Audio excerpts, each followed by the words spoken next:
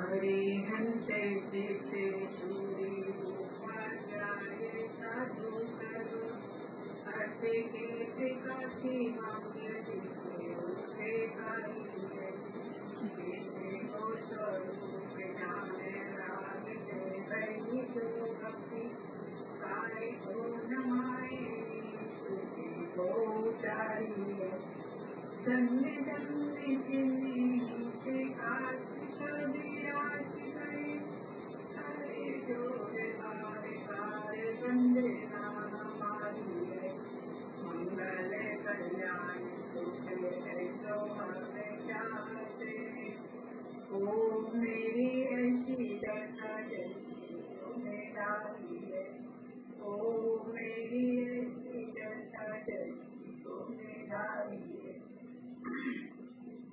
मंगलमय मंगलकरण विरागी दीक्षा नमो ताई जाते हरे हरे हंसारी करी मंगल करी हो ग्रंथि करने को जाते मिले समाज सवे आवे जिसे भवे तरुकाऊ लेके ज्ञान में क्या तापो कही तबे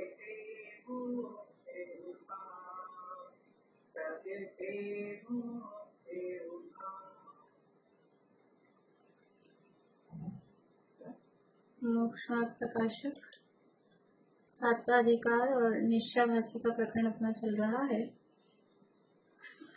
और इसमें अपना मतलब निश्चयाभासी का अंतिम प्रकरण चल रहा है। उसकी जो प्रवृत्तियां हैं निश्चयाभास के अवलंबी जीव की प्रवृत्ति वो प्रकरण चल रहा है। निश्चयाभासी का स्वरूप मतलब निश्चयाभासी किसे कहते हैं।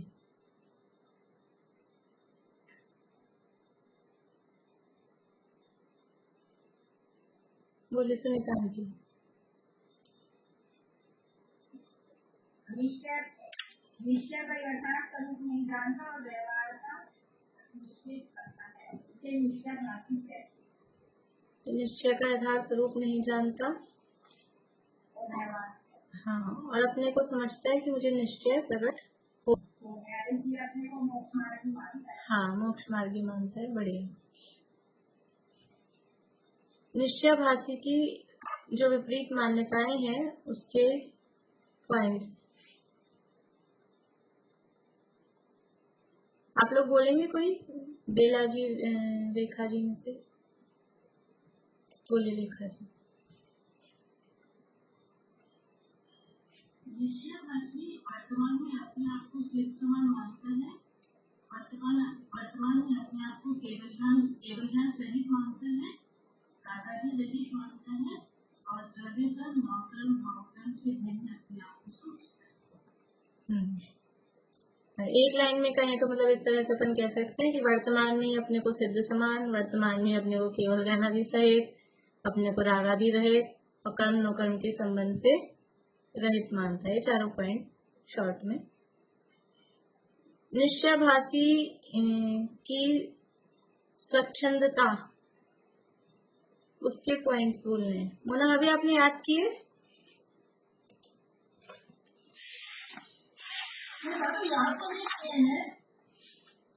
चलिए आप देख के बोलिए। आज 200 नंबर पेज पे है।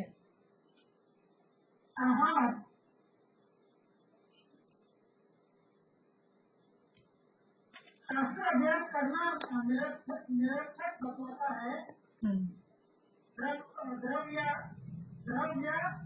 स्थान मार्गना स्थान विचार को विकल्प ठहराता है। तपस्या करने को व्यथा कलेश मानता है। व्रत आदि धारण करने को बंधनों में पड़ना मानता है।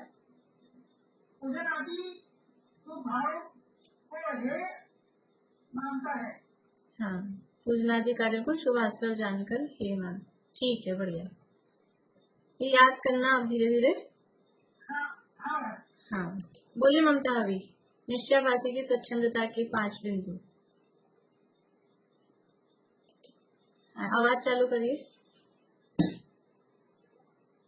बिना देखे बताएंगे कि देख के? शास्त्र अभ्यास करना है, देख के बताइएगा। ठीक है, कल बिना देखे सुनूंगी आपसे। अभी तो देख के बोलिए, कल बिना देखे सुनूंगी। हाँ ठीक है। शास्त्र अभ्यास करना निरर्थक बताता है। प्रत्याधिक के सफल दो स्थान मारण लोक कार्य कारों को विकल्प कराता है। तपस्या करने को व्रता क्लेश में मानता है। प्रतापे धारण करने को बंधन में प्रणाम करता है। इंजन आदि कार्यों को शुभ आश्रय ये मानता है। ठीक है, अब बिना देखे कौन बता रहे हैं? हाँ, बेला भाभी बोलिए।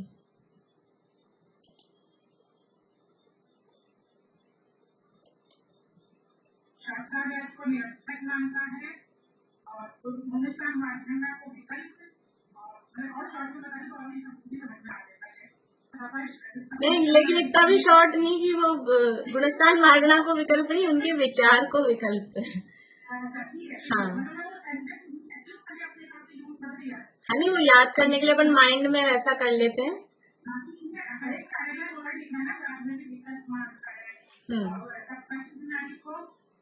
क्लेश मानता है और व्रत आदि को बंधन मानता है और उसके अलावा पूजा आदि को शुभाश्रय मानकर एक मानता है। शुभाश्रय वाले को भी करने लगते हैं, हमें कुछ भी नहीं करना चाहिए।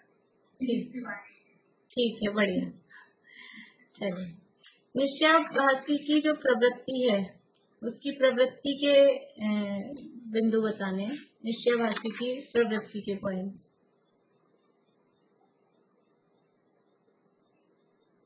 बोलिए अनिता आंटी।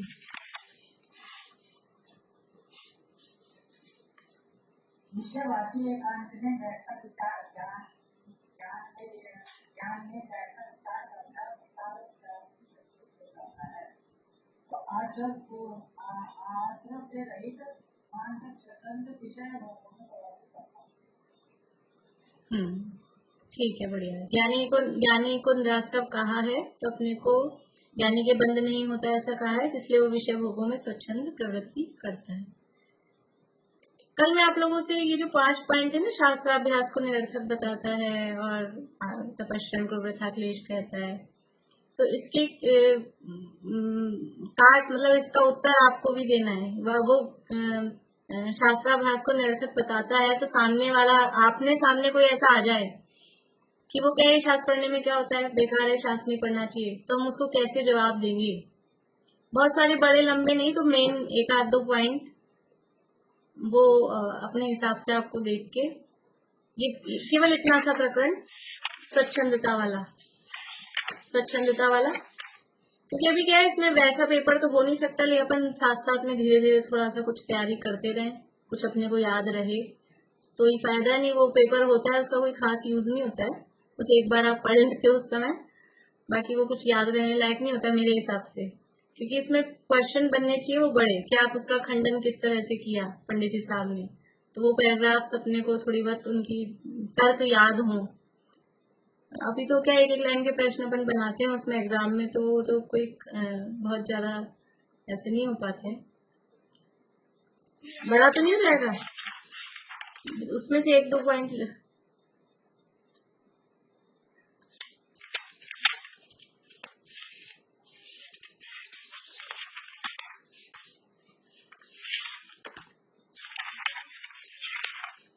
2-3 पेज के हैं, 1-2 बार पढ़ेंगे, मतलब मेन बहुत सारा पूरा का पूरा नहीं बोलना है सुना के, 1-2 असली जो पॉइंट है उसके वो बता दीजिएगा, ठीक है। अब अपनी प्रकरण चल रहा था यहाँ पर, वही उसकी प्रवृत्ति के संबंध में 209 पेज से आज शुरू करना है अपने को। यहाँ ये बताया कि वो निठल्ला होके बैठा रहता है, ना तो शुभ में लगता है, ना अशुभ में लगता है, ना शुद्ध में लगता है, और फिर निठल्ला होके बैठता है, बुद्धि पूर्वक अशुभ भी नहीं कर रहा, लेकिन कर क्या रहा है वास्तव में, वास्तव में हो रहा है अशुभ ही। बुद्धिपूर्वक अशुभ नहीं कर रहा, बुद्धिपूर्वक शुभ नहीं कर रहा, शुद्ध का तो ठिकाना ही नहीं है। देखो इससे क्या पता लगता है कि बुद्धिपूर्वक अशुभ तो नहीं कर रहा, लेकिन बुद्धिपूर्वक हो रहा है अशुभ ही। ऐसा नहीं हो सकता कि वो बुद्धिपूर्वक शुभ नहीं कर रहा तो वो अबुद्धिपूर्वक शुभ हो जाए उसके। जैसे अशुभ नहीं कर रहा लेकिन अशुभ हो रहा है, वैसे शुभ नहीं कर रहा तो शुभ हो जाए। लेकिन ऐसा नहीं होता है, शुभ में बुद्धिपूर्वक लगना पड़ता है और शुद्ध के लिए भी बुद्धिपूर्वक प्रयास करना पड़ता है। अशुभ में अपने आप ही जाता है, वो उसी में अपन ने बात की थी, वो अनादिकाल का संस्कार है, तो अशुभ में अपने आप ही जाता है, वहां अपने आप ही बहता है जी। लेकिन शुभ के लिए अपने को प्रयास करके खींच के लगना पड़ता है। और शुद्ध में तो है ही पुरुषार्थ, पुरुषार्थ से ही मोक्ष प्राप्ति, आगे नवे अधिकार में हेडिंग ही दिया है। शुद्ध के में तो पुरुषार्थ है ही है, लेकिन शुभ में भी अपने को खींच के लगना पड़ता है, इसलिए ऑटोमेटिकली अबुद्धिपूर्वक शुभ हो जाएगा, ऐसा नहीं होता कभी भी। चलिए यहाँ 209 पेज से ऊपर से पढ़ना है अपने को। अथवा जैसे कोई स्वप्न में अपने को राजा मानकर सुखी हो, उसी प्रकार अपने को भ्रम से सिद्ध समान शुद्ध मानकर स्वयं ही आनंदित होता है।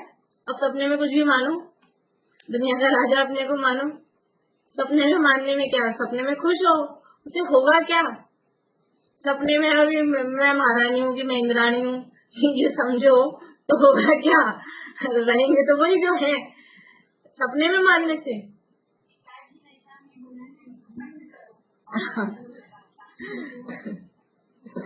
तो उससे होगा क्या? ऐसे अब तुम सपने में मतलब वर्तमान में अपने को जो तर्क वहां दिए थे, द्रव्य स्वभाव से मैं सिद्ध समान हूँ, वो स्वभाव की महिमा लाए तो बात कुछ और हो, लेकिन ये पर्याय नहीं अपने को मान रहा है।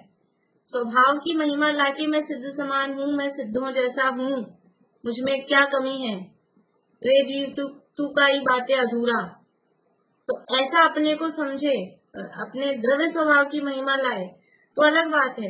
लेकिन पर्याय में अपने को सिद्ध समान मान रहा है तो मानता है सपने की जैसे, पर्याय वास्तव में तो है जो है ही ना। जैसे अब सपने में अपने को महारानी माने तो मानते रहे, अभी है क्या वर्तमान में? अब कोई भी हो, वो जैसे वो उसकी वो कहानी आती है ना श्रमशु नवनीत की, वो जो छाछ मांग मांग के पीता था, फिर वो मूछों में छाछ चिपक जाती थी, उसको मटके में भरता गया। सुनी भी होगी, तो बचपन की पुरानी कहानी है, नहीं सुनी? निशांति ने नहीं सुनी? अरे ये तो श्रमशु नवनीत अपने परिग्रह पाप में प्रसिद्ध है, उसका नाम भी श्रमशु, उसका नाम ही ऐसा है, श्रमशु बोलते हैं मूछों को, और उसमें नवनीत यानी मक्खन, तो उसका नाम है श्रमशु नवनीत। एक था आलसी आदमी, भीख मांग मांग के छाछ मांग मांग के सबसे पीता था, तो वो छाछ पीता था तो वो छाछ में थोड़े बहुत भी कण रह जाते ना मक्खन के, वो उसके मूछ में चिपक जाते थे, वो उनको निकाल निकाल के एक मटके में भरता गया तो मटकी भर गई, उसकी मटकी भर गई, तो वो टंगी हुई देख के सोच रहा था लेटा लेटा चारपाई पे, ये भर जाए, वो शेख चिल्ली के सपने कह दो। अब वो सोच रहा है इसको बेचूंगा, फिर ये हो जाएगा, फिर ये खरीदूंगा, फिर ये खरीदूंगा, फिर ऐसा हो जाएगा, फिर मैं बहुत बड़ा अमीर आदमी हो जाऊंगा, फिर इतना बड़ा मेरा बंगला होएगा, ऐसे ऐसे तो सपने में सोचता रहे। फिर मेरी शादी हो जाएगी, फिर मेरी पत्नी मेरा कहना नहीं मानेगी तो मैं उसको एक लात मारूंगा, तो उसने लात मार दी तो क्या हुआ? मटकी फूट गई। तो तुम सपने में अपने को राजा मानो तो मानो, वर्तमान में हो क्या? वर्तमान में तो भिखारी ही हो ना। सपने में मानो, सपने में पर्याय मतलब कि मैं बन गया ऐसा, तो ऐसे ही तुम अपने को वर्तमान पर्याय में सिद्ध मान रहे हो, लेकिन है क्या वर्तमान पर्याय में? वर्तमान पर्याय में तो पामर ही है ना, संसारी ही है ना, दुखी ही है, इसलिए माने तो मान, उससे कुछ होने वाला तो है नहीं। आँख खुलेगी तो दुखी होएगा, कितना अच्छा सपना, अरे सपना ही अच्छा था, ऐसा लगता है कभी कभी सोते ही रहते सपना ही अच्छा था, अच्छा आ रहा था, ऐसा ही लगेगा, तो सपने में बैठा रहे। फिर यथार्थ को तो स्वीकार करना ही पड़ेगा। तो भ्रम से अपने को सिद्ध समान शुद्ध मानकर स्वयं ही आनंदित होता है। अथवा जैसे कहीं रति मानकर सुखी होता है, उसी प्रकार कुछ विचार करने में रति मानकर सुखी होता है। रति किसे कहते हैं? रति मतलब अच्छा लगना, हमको अच्छा लग रहा है, तो ये भी अपने माइंड सेट होता है। अपने को ऐसा लगता है इसमें हमको अच्छा लगता है, ऐसा माइंड सेट है तो सुखी होते हैं। और किसी चीज के लिए अपना माइंड सेट है कि हमें अच्छा नहीं लगता है, तो उसको देखकर, उसको भोग कर दुखी होते हैं। तो जैसे कहीं रति मानकर सुखी होता है कि ये चीज अच्छी लग रही है, तो और कभी तो मेंटली माइंड सेट करके होता है, कभी कभी ऐसा लगता है, मतलब अभी गर्मी में आए, पसीनों में आए और कहीं अच्छी ठंडी हवा, खिड़की खोली ठंडी हवा आ रही थी तो वो अच्छी लगी, तो बढ़िया लगा, तो ये रति मानकर सुखी हो रहा है। लेकिन वो कितनी देर का है, ये कोई वास्तविक सच्चा सुख तो नहीं है। रति मानकर सुखी होता है, उसी प्रकार कुछ विचार करने में रति मानकर सुखी होता है। कुछ विचार किया आत्मा के संबंध में, जो पीछे दिया ना, मैं कर्मोपाधि निरपेक्ष हूँ, सिद्ध हूँ, ऐसा आत्मा के संबंध में विचार किया, और जो विचार किया तो उस समय थोड़ी शांति रहती है। जिस समय थोड़ा ऐसे विचार कर रहे हैं उस समय कषाय नहीं है और कुछ विषयों की इतनी तीव्र आसक्ति नहीं है, तो थोड़ी वो कषायों की मंदता की शांति रहती है, तो सुखी मानता है और सोचता है कि मुझे तो आत्मा का आनंद आ रहा है। कुछ विचार करने में रति मानकर सुखी होता है, उसे अनुभव जनित आनंद कहता है। यानी जैसे कहीं लौकिक में विषयों में रति मानकर सुखी होता है, वैसे ही विचारों में, विचार अच्छे लग रहे हैं, विचार अच्छे लग रहे हैं, उन विचारों में आनंदित होकर समझ रहा है मुझे आत्मा का आनंद आ रहा है। वो आत्मा का आनंद नहीं है, वो तो आनंद विचारों का ही है, वो सच्चा नहीं है। वो तो कषाय की मंदता, वही बुखार की कमी। जब बुखार कम हो जाता है तो क्या बोलते हैं हम, अच्छा लग रहा है, आज अच्छा लग रहा है, ऐसा बोलते हैं कि नहीं बोलते। बुखार कम हो गया, अब जो भी लोग अपने समझ लो बीमार चल रहे हैं अपने, तो रोज फोन करके उनसे पूछते हैं आज कैसा लग रहा है, आज कैसा लग रहा है, आज अच्छा लग रहा है। तो अच्छा लग रहा है, उसको समझ रहा है मैं सुखी हो गया, मैं ठीक हो गया। लेकिन वो थोड़ी सी वो जो बीमारी की तीव्रता है वो कम हुई है, तो सोच रहा है मैं सुखी हो गया।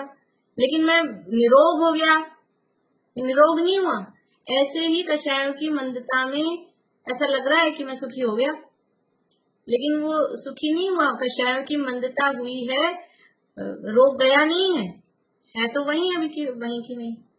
समझ रहा है मेरे को आत्मा का आनंद आ गया, आत्मा का अनुभव हो गया, तो उसे अनुभव जनित आनंद कहता है। तथा जैसे कहीं अरति मानकर उदास होता है, उसी प्रकार व्यापाराधिक पुत्रादिक को खेद का कारण जानकर उनसे उदास रहता और उसे वैराग्य मानता है। जैसे जहाँ कहीं अच्छा नहीं लगा फिर भी मान लो वो काम करना पड़ा तो उदास सा, जो काम पसंद नहीं है वो काम करो। अब बच्चों के सामने घिया की सब्जी रोटी रख दो, तो कोई ज्यादा मतलब मंद कषाई हो तो चुपचाप खा तो लेंगे, लेकिन अच्छा नहीं लग रहा, उदास हुए से खा लेते हैं। और कोई वैसे हो तो नहीं, हम तो नहीं खाएंगे। तो वो जैसे अरति मानकर ये अच्छा नहीं लग रहा, अलग उदास होकर कोई काम कर लेता है, अरति मानकर उदास होता है। उसी प्रकार अभी व्यापार आदि करता है, कर रहा है, लेकिन यूं कि मुझे व्यापार आदि में मन नहीं लग रहा, उसमें व्यापार करना खोटा काम है, ये तो करना। अब ये पुत्रादिक हैं, ये भी सब झिकझिक करते रहते हैं। तो जब ऐसा लगता है ना ये मेरा कहना नहीं मान रहा, ये मेरी बात नहीं मानता, ये घर वाले मेरी बात नहीं मान रहे, तो क्या होता है, जब वो बात नहीं मान रहे तो अरति हो रही है, क्योंकि वो अपनी बात नहीं मान रहे ना, तो उससे उदासीनता आती है और सोच रहा है मुझे वैराग्य हो रहा है। वो द्वेष रूप है। जब वो कहना मानते हैं तो बढ़िया लगता है, वैराग्य सच्चा हो तो जब कहना मान रहे हो उस समय भी समझ में आए कि ये मेरे हिसाब से नहीं चलती। जिस समय वो हमारी बात मान रहे हो, हमारे अनुकूल चल रहे हो, उस समय भी अंदर में ये समझ में रहे कि ये जो चल रहे हैं ना, ये जो बात मानी है ये तो कर्म के हिसाब से चल रहे हैं। उदय ऐसा है, अभी मान लो पुण्य का उदय है तो बात मानते हैं, और पाप का उदय हो तो बात नहीं मानेंगे। अपने उनके नहीं, अपने पुण्य का उदय है तो हर व्यक्ति अपनी बात मानेगा, और अपने पाप का उदय हो तो सही बात भी होगी तो नहीं मानेगा। बात सही है या गलत है इससे कोई मतलब नहीं है। ये तो कर्म के नो कर्म के हिसाब से चलती हैं चीजें। तो जब पुत्र बात मान रहा है तब भी ये निश्चय हो कि नहीं मान रहा है, तब तो है सच्चा वैराग्य। और जब वो बात मानता है तब तो हाँ मेरे हिसाब से चल रहे हैं, मेरे हिसाब से चल रहे हैं। और जब वो बात नहीं मानता है तो कोई सुनता ही नहीं है, क्या मतलब है, संसार ही असार है, सब स्वार्थ के हैं, शास्त्रों में सही कहा है, ऐसा करके द्वेष रूप वो उदासीनता इस तरह से वो रहता है। तो व्यापाराधिक पुत्राधिक को खेद का कारण जानकर उनसे उदास रहता है और उसे वैराग्य मानता है। सो ऐसा ज्ञान वैराग्य तो कषाय गर्भित है। ये जो ज्ञान वैराग्य हुआ ना, ये इसमें कषाय है, ये द्वेष रूप है। इसमें अंदर वो द्वेष को आपने वैराग्य समझ लिया। ये शरीर अपने हिसाब, वास्तव में शरीर से भेद विज्ञान रहे और फिर उससे उदासीन रहे वो एक अलग बात। अब वो शरीर अब हो गया, जगह जगह दुनिया भर के रोग हो गए, तो फिर वो शरीर को समझ रहा है ये तो कष्ट का कारण है, ऐसा तो वो द्वेष रूप उदासीनता। या शास्त्रों में पढ़कर, शास्त्रों में ऐसा लिखा है तन कारागृह वनिता बेड़ी परिजन जन रखवारे, तो ऐसा पढ़कर द्वेष करने लग जाता है। तो वो सब कषाय गर्भित वैराग्य है, वो कषाय गर्भित परिणाम है, वैराग्य नहीं है।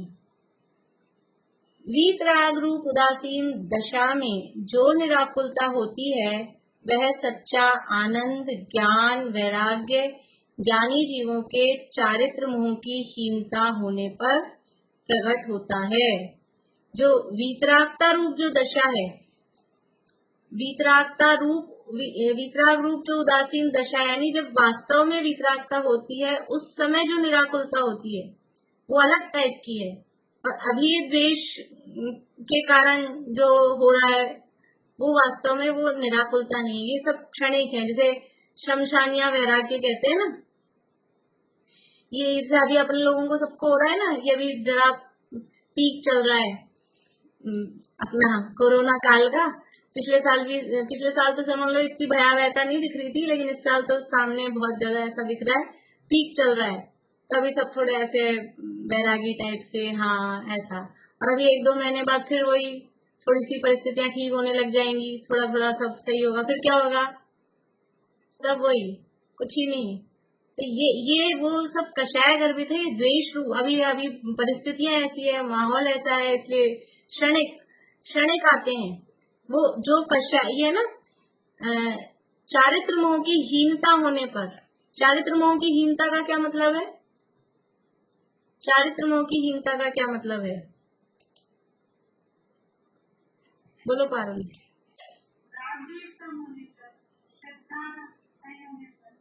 ठीक है, बढ़िया। राग द्वेष कम किस टाइप से होंगे, चारित्र मोह की हीनता का अर्थ क्या है, कौन बताएंगे? हाँ,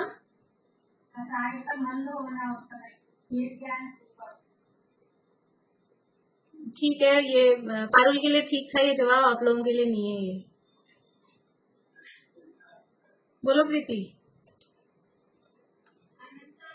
हाँ, अनंतानुबंधी गई ना, एक कषाय गई, ये चारित्र मोह की हीनता हुई। ऐसे कम तो होते ही रहते रोज के, ऐसे तो रोज कम होते हैं, अभी कम है कि नहीं है राग द्वेष, अभी हो रहे हैं क्या बनता, अभी राग द्वेष अभी तो कम ही है ना। ये तो कम होते हैं फिर बढ़ जाते हैं, फिर कम हो जाते हैं फिर बढ़ जाते हैं, ये हीनता नहीं है। ये चारित्र मोह की हीनता क्या है कि वो एक पूरी की पूरी चौकड़ी गई, वो एक पूरी की पूरी चौकड़ी चली जाए, वो चारित्र मोह की हीनता है। तो अनंतानुबंधी चौकड़ी चली गई, पंचम स्थान में तो 2 कषाय चली गई, ये तो चारित्र मोह की हीनता होने पर प्रकट होता है। क्या प्रकट होता है कि वो निराकुलता, वो जो निराकुलता होती है और उससे सच्चा आनंद ज्ञान वैराग्य, ये कब होता है, सच्चा आनंद कब प्रकट होगा। अभी जो लग रहा है ना थोड़ा बहुत कषाय की मंदता का, वो सच्चा नहीं है, क्योंकि वो सच्चा होता तो वो मेंटेन रहता ना थोड़ी सी देर, तो थोड़ी देर अभी कषाय मंद हुई तो ठीक है, अभी जरा सा कुछ कारण मिल गया और कषाय तीव्र हो गई, सब कुछ जल जाता है, कुछ नहीं रहता, वो आत्मा की शांति को जला देती है कषाय। ये चारित्र मोह की हीनता होने पर होता है सच्चा आनंद, सच्चा ज्ञान और वैराग्य। ज्ञान और वैराग्य ये दोनों एक साथ होते हैं, और ज्ञान होने पर ही आनंद होता है, ज्ञान होने पर ही आनंद होता है, ज्ञान होने पर ही वैराग्य होता है। बिना ज्ञान के वैराग्य नहीं होता, और अकेला ज्ञान कभी नहीं होता। ज्ञान हुआ है तो वैराग्य होगा ही होगा, ज्ञान हुआ है तो आनंद आएगा ही आएगा। अगर आपको आनंद नहीं आ रहा है और आपको वैराग्य भी नहीं हो रहा है तो समझ लेना कि ज्ञान भी नहीं हुआ है, क्योंकि ज्ञान वास्तविकता में वो पता लग जाती है चीज, तो वो आनंद और शांति वो होती ही होती है, वैराग्य होता ही होता है। देखो फिर से, वीतराग रूप उदासीन दशा में जो निराकुलता होती है वह सच्चा आनंद, ज्ञान, वैराग्य ज्ञानी जीवों के चारित्र मोह की हीनता होने पर प्रकट होता है। ज्ञानी जीवों के प्रकट होता है ये जो वीतराग, वास्तव में जो उदासीनता है। मिथ्यादृष्टि जीव के तो उदासीनता नहीं है, वो वैराग्य, और एक होता है विमला बहन बोलती हैं बेराग, क्या शब्द बोलती हैं वो थोड़ा सा डिफरेंस करते हैं, वैराग्य और बेराग ऐसा, तो वो बेराग है उनका। आंटी आपकी आवाज फिर बंद हो गई दिन की जैसे,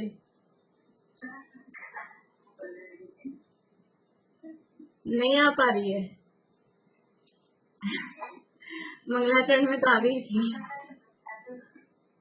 नहीं आ रही आपकी आवाज। फोटो दिख रही है जो वो वाला बंद करे तो आ जाए शायद आवाज। हाँ, एक बार वीडियो बंद करके बोलिए आंटी, स्टॉप वीडियो लिखा होगा। हाँ अब बोलिए। शमशान वैराग्य रहता है ना ज्ञानी होकर तो। हाँ नहीं, शमशान वैराग्य तो है ही, वो तो वैराग्य या बेराग ऐसे दो शब्द कुछ बोलती हैं विमला बहन, चलो कोई बात नहीं।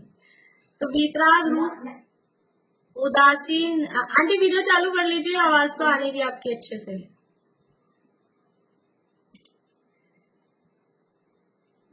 वीतराग रूप उदासीन दशा में जो निराकुलता होती है वह सच्चा ज्ञान, आनंद, ज्ञान, वैराग्य ज्ञानी जीवों के चारित्र मोह की हीनता होने पर प्रकट होता है। बोलिए भारती आंटी।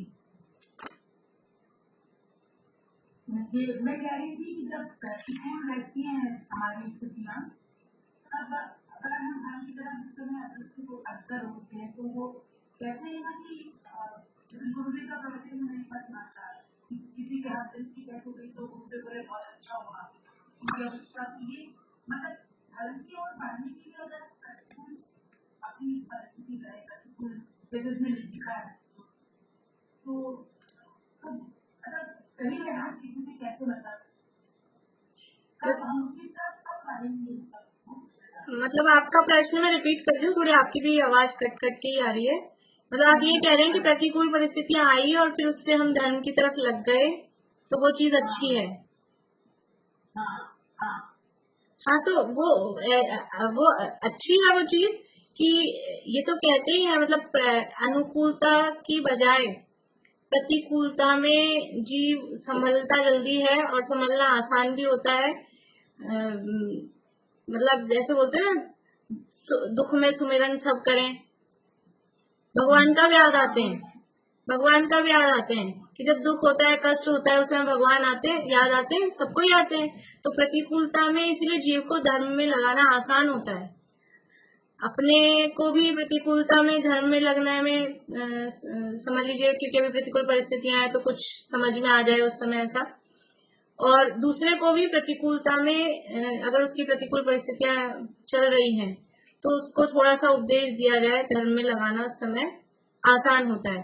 अनुकूलता में जब है तो अब उनको आप कहो कि आओ पढ़ो सुनो कि क्या होगा, कि सुखी होगे, कि हम तो पहले से ही सुखी हैं, आप क्या सुखी करोगे। अरे अनुकूलता में चल रहा है तो कहेगा हम तो सुखी हैं, हमको जरूरत नहीं है। नहीं आती लोगों को समझ में जब तक है।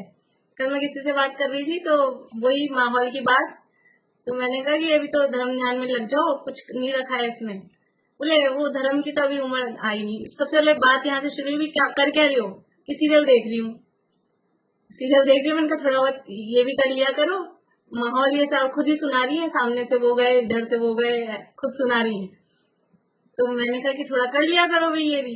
नहीं, वो वाली तो अभी उम्र आई नहीं अपनी। मैंने कहा सामने के सामने दिख रहा है किसकी उम्र रह रही है अभी, यहाँ पता चल रहा है कौन कौन जा रहा है, कितने एज वाला जा रहा है, कि 90 साल वाला ही जाएगा अभी। पिछले साल तो ये था कि बुजुर्गों की रिस्क थी, इस साल तो कुछ भी नहीं है, ना बुजुर्गों का ठिकाना है, ना जवानों का ठिकाना है, ना बच्चों का ठिकाना है, किसी का ठिकाना नहीं है। फिर भी जीव चेतता नहीं है। तो ये तो बहुत मुश्किल है, लेकिन फिर भी दुख में याद करते हैं सब। तो प्रतिकूलता में जीव को समझाना, बताना वो आसान होता है, वो बात सही। हमारी सब दशा हमारी जब भी होगी जब हम भी ये पुरुषार्थ ये जो है ना चारित्र मोह की हीनता, ये हम मिथ्यात्व का अभाव करेंगे। सच्चा पुरुषार्थ तो वहीं से चालू होगा, मोक्ष मार्ग चालू वहीं से होगा। बाकी अभी हम कर रहे हैं, तो जैसे मैंने पिछली बार कहा था कि अभी जो भाव हैं, अभी जो विचार हैं, अभी जो है हमारे परिणाम, ये रहेंगे कि नहीं रहेंगे कोई जरूरी नहीं है। अभी मैंने आपको क्या किया, 1-2 महीने बाद ही नहीं रहेंगे। 1-2 महीने बाद सब थोड़ा माहौल खुल जाएगा। तो पिछली बार अपन ने ना लॉकडाउन था तो संडे को भी क्लास रखते थे, फिर लॉकडाउन खुल गया, फिर क्या हुआ, अब संडे को तो रहने दो, क्योंकि कहीं ना कहीं जाना पड़ता है, कोई ना कोई आ जाता है। हुआ था कि नहीं हुआ था? नहीं रहते वो, परिणाम भी नहीं रहते। फिर सोचते सब सही हो गया, फिर ठीक है। चलो ये सब नहीं, पर फिर भी जिस दिन अपना उपयोग लग रहा है, आज हमारा जैसा उपयोग लग रहा है, कल वैसा का वैसा उपयोग लगेगा, कोई जरूरी नहीं है। आज जो भाव आ रहे हैं, जो परिणाम आ रहे हैं, जो विचार आ रहे हैं, वो कल आएंगे, कोई जरूरी नहीं। इसलिए ये तो सब जब तक वो परमानेंट इलाज नहीं हो ना, जड़ नहीं कटे, तब तक वो वृक्ष चलता रहता है, चलता रहता है। तो सच्ची निराकुलता, सच्चा ज्ञान और सच्चा वैराग्य वो कब होगा कि वो वास्तव में चारित्र मोह की हीनता, ज्ञानी जीवों के, ज्ञानी है मतलब सम्यक दृष्टि ज्ञानी जीव, उनके ही ये सच्चा चारित्र मोह की हीनता होने पर ही सच्चा आनंद, ज्ञान और वैराग्य होता है।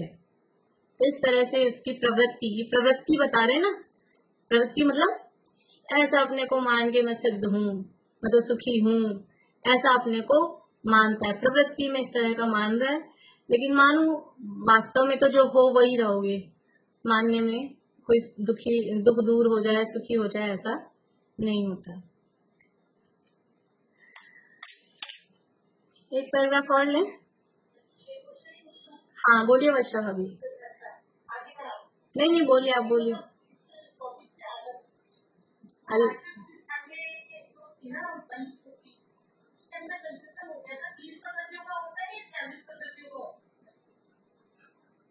आठवें गुणस्थान में टोटल 36 है, वो तो आप देख लीजिएगा। चलिए वो तो अभी विषय नहीं है, वो तो कॉपी में लिखा है ना, आपके देख लीजिएगा। टोटल 36 है,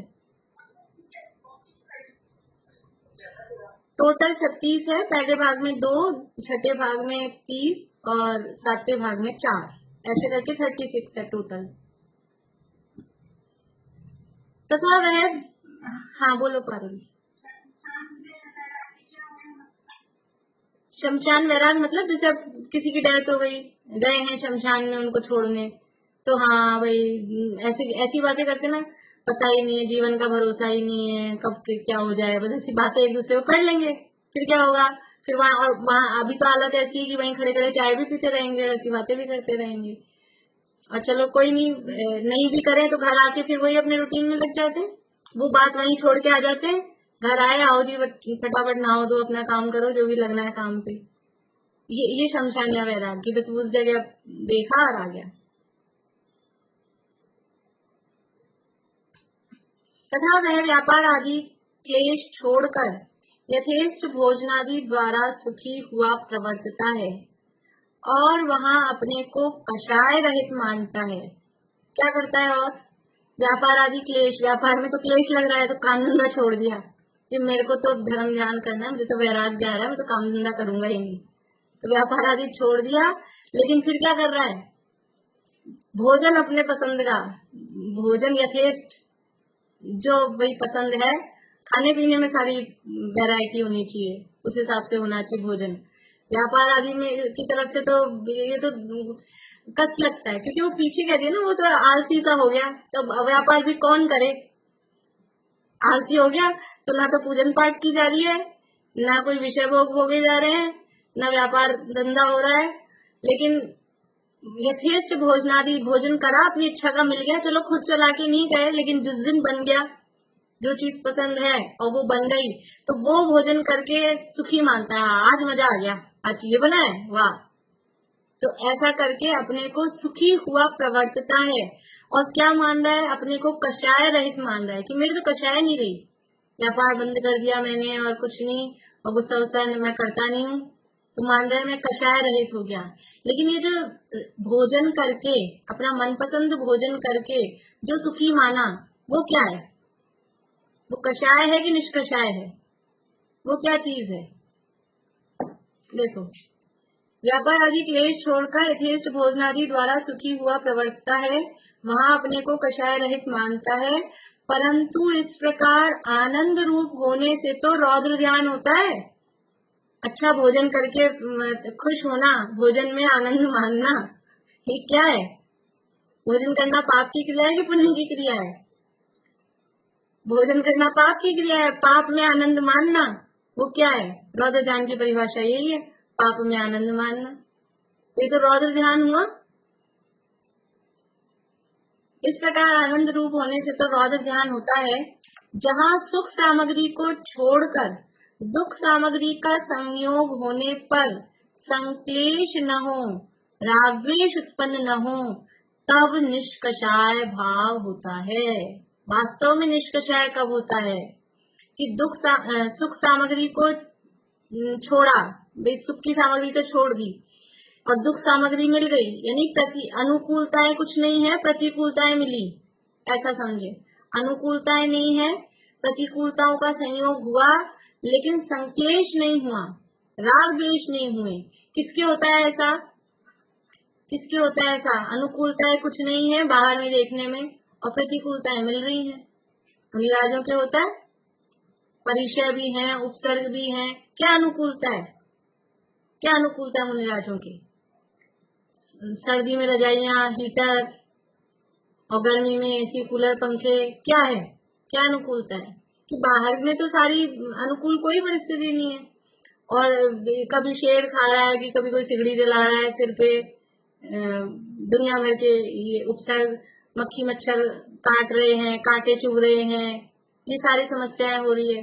तो प्रतिकूलताओं का संयोग हो रहा है, फिर भी संक्लेश होता है क्या। हम तो पूरी अनुकूलताओं में बैठे बैठे भी अंदर पता ही नहीं कैसे कैसे हो जाते कि संक्लेश में ही बड़े रहते हैं। बाहर में सारी अनुकूलताएं हैं, लेकिन फिर भी खुश नहीं होते, और इसका सोच के उसका सोच के दुखी रहते हैं।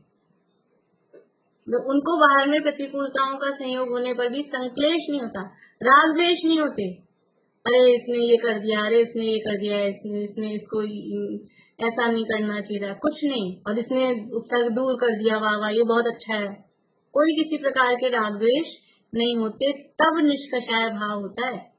वहां है निष्कषाय भाव मुनि दशा में।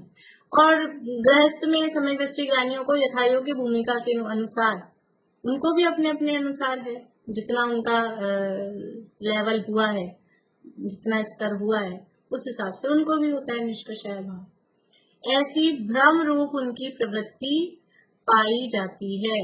ऐसा भ्रम, ये मतलब इन दोनों पैराग्राफ में मुख्य रूप से क्या कहा कि वो अपने आप को ऐसा, एक तो बताया सुखी मान रहा है, सुखी है नहीं, भ्रम से अपने को सुखी मान रहा है, और वैरागी मान रहा है। थोड़ी बहुत भी उदासीनता सी आई तो अपने को मान रहा है कि मैं तो वैरागी हो गया, मैं तो कषाय रहित हो गया।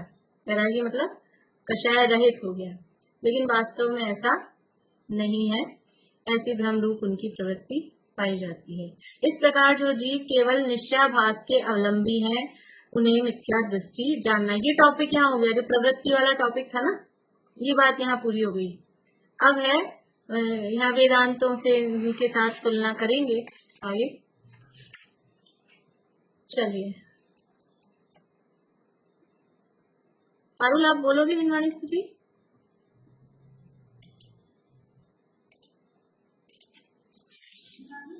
हाँ, जिनवाणी स्तुति बोलनी है। कल मंगलाचरण करोगे पारुल? ठीक है, कल मंगलाचरण करना। अभी मेरे को रात में क्या बात है, मेरे को सुनेगा। कोई बात नहीं, पढ़ लो बिना रात के।